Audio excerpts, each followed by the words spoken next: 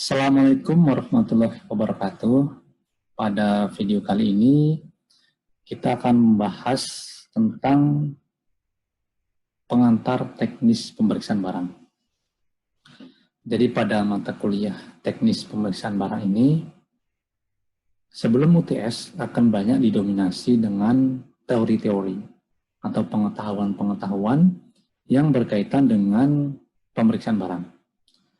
Ada peraturannya bagaimana, kemudian apa itu kontainer, apa itu kemasan, bahayanya bagaimana, kode etiknya bagaimana, modus-modus pelanggarannya bagaimana, dan sebagainya.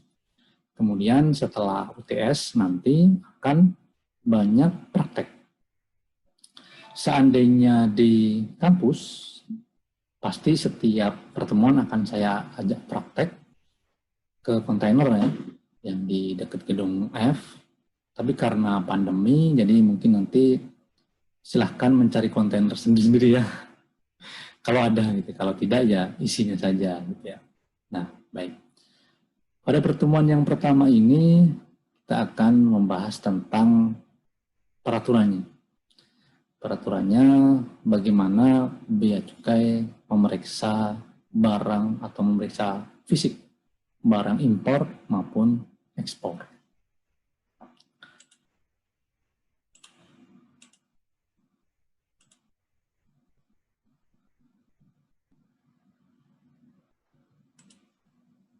Nah, kita akan membahas tentang teknik pemeriksaan barang. Mengapa bea cukai melakukan pemeriksaan barang? Yang pertama, dasar hukumnya ada dari undang-undang ya. Dari Undang-Undang Kepabeanan, kemudian ada di Peraturan Menteri Keuangan, dan juga diatur di Peraturan Direktur Jenderal Bea dan Cukai. Pada Undang-Undang Pabean, tertulis jelas, kita lihat di layar, bahwa terhadap barang impor dilakukan pemeriksaan pabean. Pemeriksaan pabean yang perlu digarisbawahi di sini adalah pemeriksaan pabean. Pemeriksaan pabean meliputi penelitian dokumen dan pemeriksaan fisik barang. Jadi pemeriksaan ini terdiri dari penelitian dokumen dan pemeriksaan fisik. Dilakukan secara selektif. Jadi dalam undang-undang sebagai dasar dilaksanakannya kegiatan ini telah dijelaskan bahwa memang bisa pejabat bea cukai itu melakukan pemeriksaan pabean berupa penelitian dokumen dan pemeriksaan barang. Nah ya, jadi pada intinya pemeriksaan pabean itu ada dua, yaitu penelitian dokumen dan pemeriksaan fisik. Jangan lupa bahwa pemeriksaan pabean itu tidak hanya pemeriksaan fisik. Makanya kalau di kantor ada jabatan fungsional pemeriksa pabean atau pemeriksa bea dan cukai, itu bukan hanya pemeriksa fisik ya, tapi dari sejak level pelaksana sampai setara dengan pejabat juga pemeriksa bea cukai. Tingkat pratama, tingkat pelanjutan, dan tingkat ahli, dan seterusnya. Itu semua pakai nama fungsional pemeriksa. Karena memang semua kegiatan adalah pemeriksaan, termasuk audit, ya, itu bagian dari penelitian dokumen. Termasuk peneliti dokumen tingkat ahli, ya, peneliti dokumen tingkat terampil, nah itu juga merupakan bagian dari pemeriksaan pabean.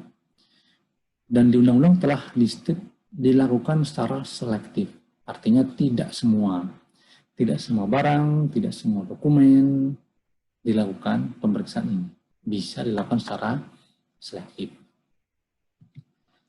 Nah, siapa yang melaksanakan pemeriksaan fisik dilakukan oleh pejabat pemeriksa barang. Penelitian dokumen dilakukan oleh pejabat peneliti dokumen. Pejabat pemeriksa barang biasa disebut sebagai pemeriksa. Bisa fungsional, bisa struktural. Dulu ada namanya pejabat fungsional pemeriksa barang ya, PFPB. zaman dulu sekali, zaman saya masih 2C ya. Zaman saya masih 2C, saya diklat pejabat fungsional pemeriksa barang. Habis itu hilang ya, dihilangkan. Akhirnya pemeriksa ya yang penting mempunyai kualifikasi pemeriksa bisa memeriksa. Dulu pejabat fungsional pemeriksa barang hanya ada di kantor besar, seperti halnya PFPD sekarang. Di Tanjung Priuk, di Cengkareng, di Tanjung Perak, di Belawan. Sekarang dikembangkan lagi pejabat fungsional untuk pemeriksa barang. Kemudian untuk peneliti dokumen dilakukan oleh pejabat peneliti dokumen. Kalau dulu namanya juga pejabat fungsional peneliti dokumen atau PFPD. Sekarang peneliti dokumen tingkat terampil, peneliti dokumen tingkat ahli. Nah, pengertian dari pemeriksaan fisik itu apa sih? Menurut Perdirjen nomor 12 tahun 2016, pemeriksaan fisik adalah kegiatan yang dilakukan oleh pejabat pemeriksa fisik untuk mengetahui jumlah dan jenis barang impor yang diperiksa guna keperluan pengklasifikasian dan penetapan nilai pembelian. Kalau kita lihat yaitu ada unsur kegiatan yang dilaksanakan adalah kegiatan. Tujuannya apa? Tujuannya untuk mengetahui jumlah dan jenis barang impor. Dilakukan oleh siapa? Oleh pejabat pemeriksa fisik. Guna keperluan pengklasifikasian dan penetapan nilai pembelian. Jadi karena ada guna keperluan pengklasifikasian dan penetapan nilai pabean, maka teman-teman jangan lupa harus punya sense atau punya keinginan mewujudkan bahwa barang ini dapat diklasifikasikan dengan baik. Seorang pemeriksa juga harus mempunyai keinginan, harus mempunyai niat, bagaimana supaya barang yang saya periksa ini bisa dapat ditetapkan nilai pabeannya dengan benar.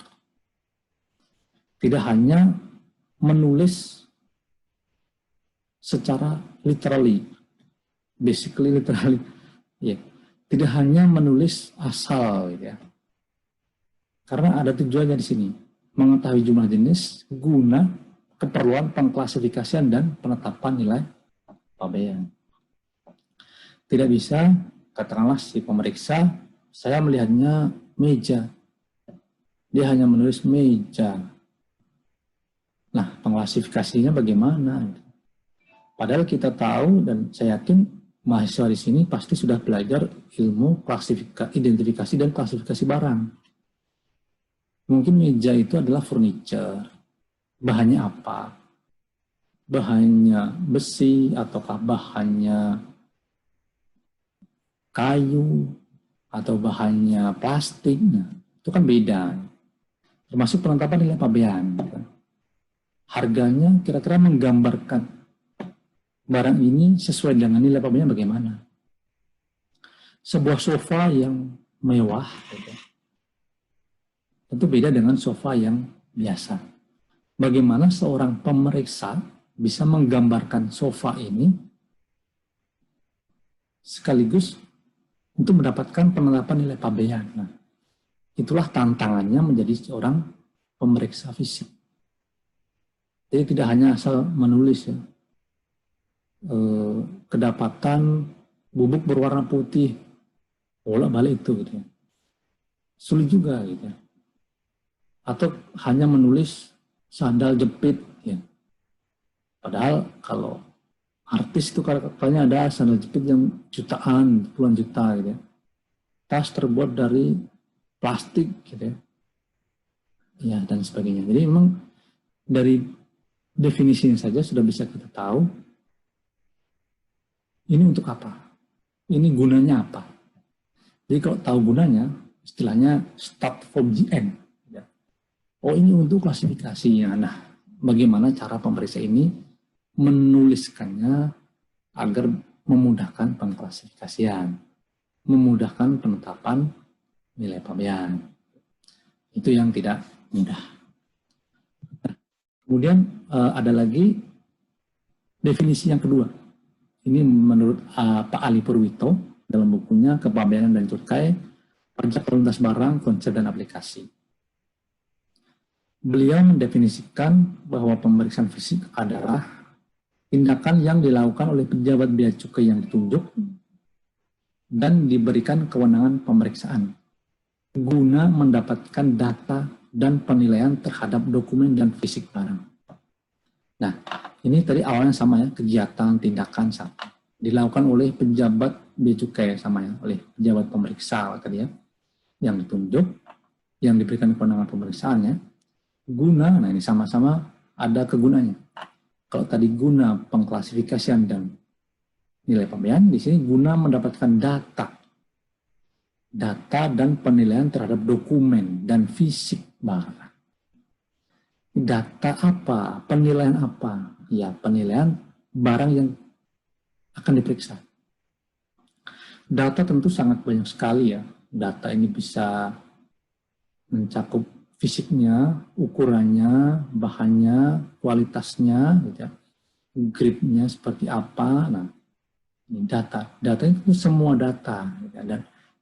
Dan penilaian terhadap dokumen. Penilaian seperti apa. Data tentu sangat banyak sekali ya, kondisi barang, negara asal barang, ukuran, panjang kali lebar, berat, gitu. Kemudian lain sebagainya. Nah ini tujuannya pemeriksaan adalah mendapatkan data itu. Kalau kita simpulkan, ya berarti pemeriksaan fisik ini antara kedua definisi ini, ya ada tujuan dan ada kegunaan yang ingin didapatkan. Dan pemeriksa barang wajib mewujudkan hal itu. Nah, jika ada pertanyaan silahkan dicatat dulu dan nanti bisa disampaikan.